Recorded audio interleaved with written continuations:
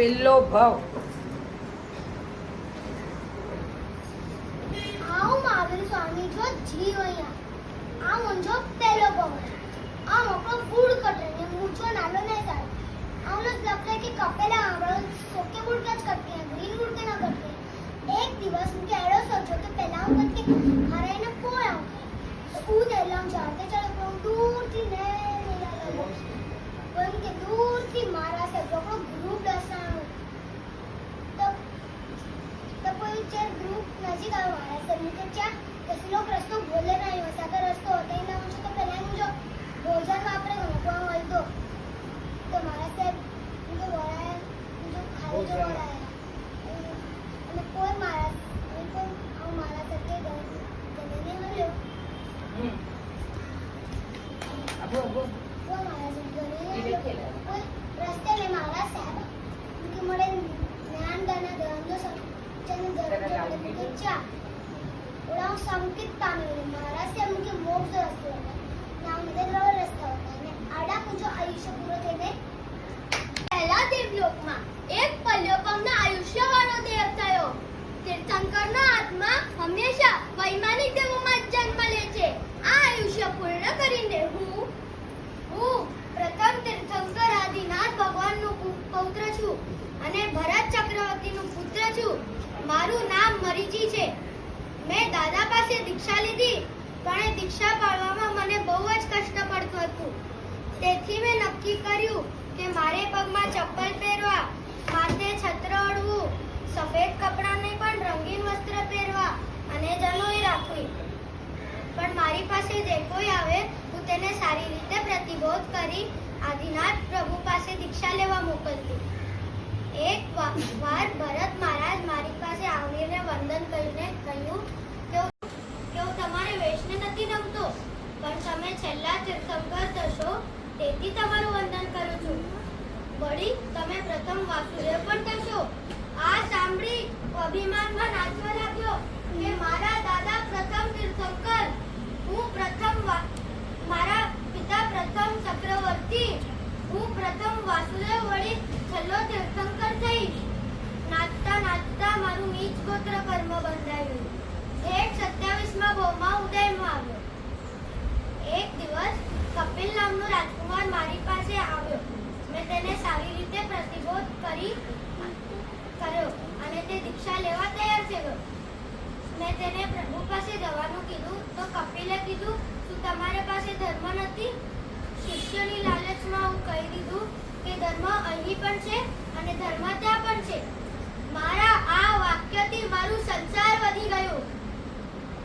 અહીંયાથી આયુષ્ય પૂર્ણ કરીને ચોથા ભાવમાં હું બીજા પાંચમા દેવલોકમાં 10 સાગરોપમના આયુષ્યવાળો દેવ થયો દેવોનું આયુષ્ય ઘણું જ મોટું હોય છે આ આયુષ્ય પૂર્ણ કરીને હું પાંચમા ભાવે હું કૌશિક નામનો બ્રાહ્મણ થયો બ્રાહ્મણનો જન્મ એટલે નીચ ગોત્રમાં જન્મ છે મેં તાપસી દીક્ષા લીધી આ આયુષ્ય પૂર્ણ કરીને હું છઠ્ઠા ભાવે સયાનુનગરમાં પુષ્ય નામનો બ્રાહ્મણ થયો યજ્ઞ અને ક્રિયાકાર કરવાનું મારું કામ છે એ રીતે મારું આયુષ્ય પૂર્ણ કરીને હું સાતમા ભાવમાં હું પહેલા દેવલોકમાં એક પલ્યોપમથી ઉપરના આયુષ્યવાળો દેવ થયો દેવોના પગ જમીનથી 4 આંગળા ઉપર હોય છે આ આયુષ્ય પૂર્ણ કરીને હું આઠમા ભાવે હું ચૈત્ય ગામમાં અગ્નિગોત્ર નામક બ્રાહ્મણ થયો બ્રાહ્મણ ઘરે ઘરે દીક્ષા માંગે એ રીતે પોતાનું જીવન ચલાવે છે મેં તાપસી દીક્ષા લીધી આ આયુષ્ય પૂર્ણ કરીને હું નવમા ભાવમાં હું બીજા દેવલોકમાં બે સાગરોપમ જેવા આયુષ્યવાળો દેવ થયો દેવોના શરીરમાં ક્યારે પણ પરસેવો થતો નથી આ આયુષ્ય પૂર્ણ કરીને હું હવે જો આ દેવ છે ને તે એક એક મેસેજ આપે છે કે દેવોમાં પગ જમીનની અધર રહે એમના શરીરે પરસેવો ન થાય એની માળા કરનાર નહીં તો એ બધું એ મેસેજ આપી રહ્યો છે અને પછી અહીંયાથી આયુષ્ય પૂર્ણ કરીને ક્યાં જાય છે વીર પ્રભુનો આત્મા છેલ્લા 4-5 ભાવ તમે સાંભળ્યા તો ખ્યાલ આવ્યો કોઈને કે દેવ અને દેવથી બ્રાહ્મણ બ્રાહ્મણથી દેવ એવી રીતે થયા કરે છે કેમ કે નીચ ગોત્ર બંધાયેલા છે. તો આ મેસેજ આપે છે હવે તમને. 10મા ભાવે હું 10મા અગ્નિબુદ્ધિ નાબાલક બ્રાહ્મણ થયો. ત્રિનટની વેશમાં, ભાગવા કપડામાં, યજ્ઞ, હોમ, હવન કરવાનું મારું કામ હતું. આ આયુષ્ય પૂર્ણ કરીને હું 11મા ભાવમાં હું ત્રીજા દેવલોકમાં 7 સાગરોપમથી ઓછા આયુષ્યવાળો દેવ થયો. દેવોના ગળામાં જે ફૂલની માળા હોય તે ક્યારે પણ કરમાતી નથી. આ આયુષ્ય પૂર્ણ કરીને હું 12મા હવે શતાનગર નગરીમાં હું ભારદ્વાજ નામક એક બ્રાહ્મણ તો મેં દાક્ષી દીક્ષા લીધી. આ આયુષ્ય પૂર્ણ કરીને હું 13મા ભાવમાં હું ચોથા દેવલોકમાં 7 સાગરોપમથી ઉપરના આયુષ્યવાળો દેવ થયો. દેવોને આંખની પાપણ ક્યારે પણ ફરકતી નથી. આ આયુષ્ય પૂર્ણ કરીને હું 14મા ભાવે હું રાજગૃહનગરમાં સ્થાવર નામનો બ્રાહ્મણ તો મેં એવા નીચ ગોત્ર કર્યા કે મને 6 ભાવ સુધી બ્રાહ્મણ બનવું પડ્યું. આ મારા 6ઠ્ઠો ભાવ છે અને મેં દરેક ભાવમાં દાક્ષી દીક્ષા લીધી. આ આયુષ્ય પૂર્ણ કરીને હું 15મા ભાવમાં હું 5મા દેવલોકમાં 10 સાગરોપમના આયુષ્યવાળો દેવ થયો. દેવો અમે બધા દેવો 3 જ્ઞાનવાળા છીએ. આ આયુષ્ય પૂર્ણ કરીને હું 16મા ભાવે હું ક્ષત્રિય કુળમાં રાજકુમાર તરીકે જન્મ્યો. મારું નામ વિશ્વબુદ્ધિ છે. યુવાનીમાં ઝાડને હરાવીને પોતાના ફળ બધા કાઢી દીધા હતા. સંસારથી વૈરાગ્ય પામીને મેં દીક્ષા લીધી હતી.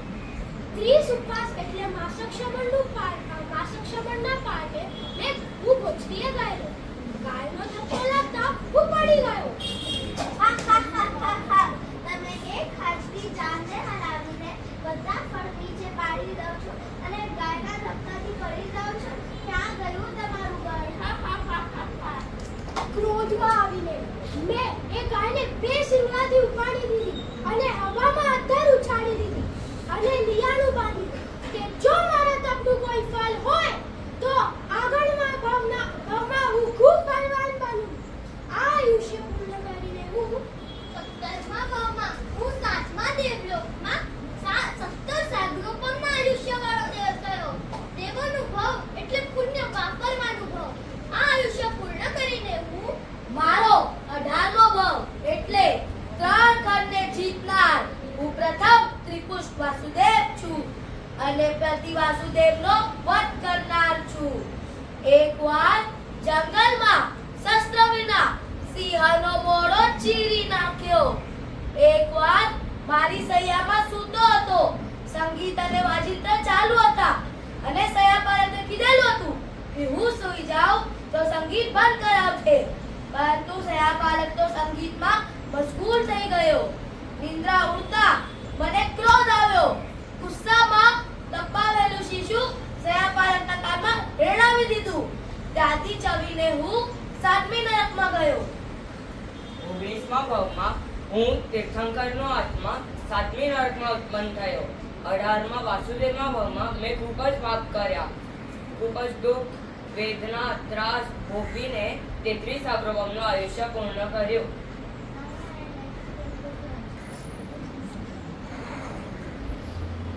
હું વિશ્વભાવ શીલો